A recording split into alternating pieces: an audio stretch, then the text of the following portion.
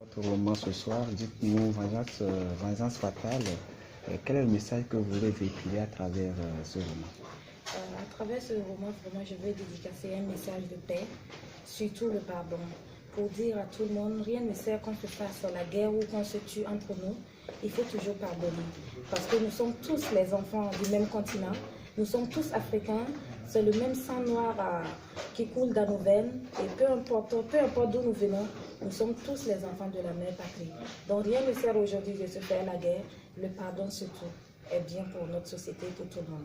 Mais vous parlez plus de la femme dans votre roman, la jeune Nelly. Dites-nous, quel message phare que vous voulez passer aujourd'hui à travers ce que vous venez de raconter dans ce roman?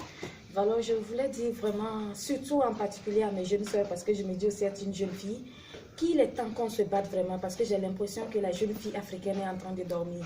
Il est temps que nous quittons vraiment nos maquillages et tout, et qu'on se mette au travail. Il est temps que vraiment la femme que nous sommes, nous puissions vraiment monter très haut le flambeau de notre prospérité, à travers surtout des gestes d'entrepreneuriat, et ensuite vraiment d'être vraiment des mères conseillères pour nos frères et être vraiment des mères éducatrices et des femmes de foyer pour la génération à venir. Parce que si nous ne sommes pas un modèle et si nous ne demeurons pas un exemple, j'ai l'impression que dans 10 ou 20 ans, je ne sais pas ce qui adviendra de notre génération.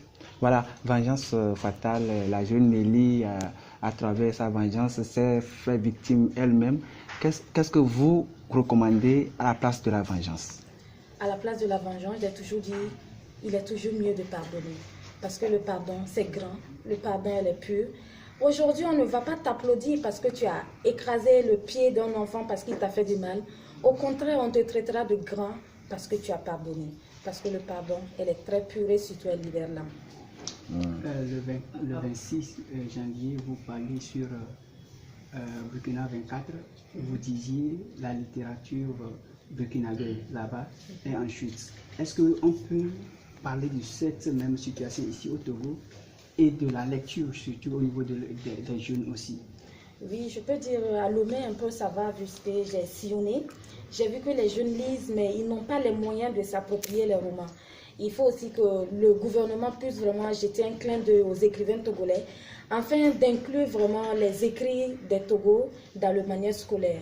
Ce qui aussi va permettre à la littérature africaine de se développer, ce qui aussi va permettre aussi à notre génération qui est maintenant connectée avec la modernisation du réseau social, des sites, vraiment de lire et de s'éduquer.